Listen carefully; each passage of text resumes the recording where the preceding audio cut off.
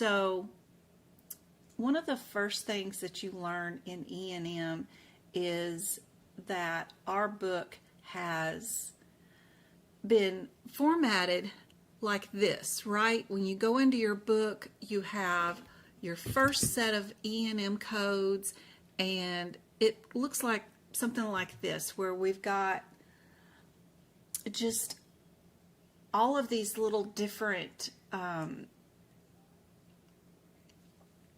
headers, right? We've got green ones, we've got red ones, and then we'll move over, and then sometimes we'll have a green one and a red one and then a blue one.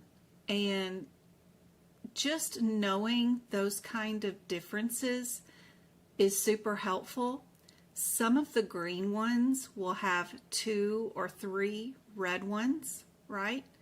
And then some of your red ones will just have 1 blue one, and then it'll have 1 red one, and then that's it.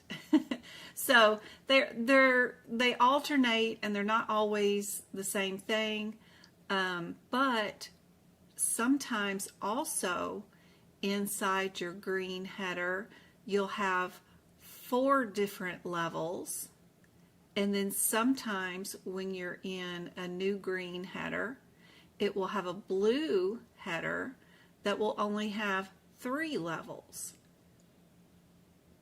So sometimes you're looking for 4 different things or 3 different things, or like in critical care, there's only the 1 code with the add-on, and there's no levels, it's just that code, like the standby code.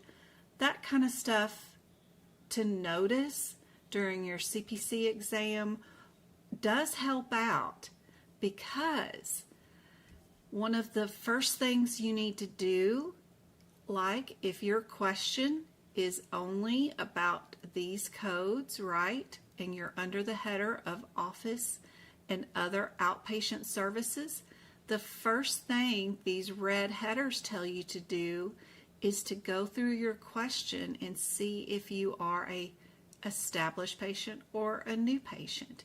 That's step 1. That usually gets you down to a 50-50 shot, just figuring that out. And then you need to know how to level your office visit.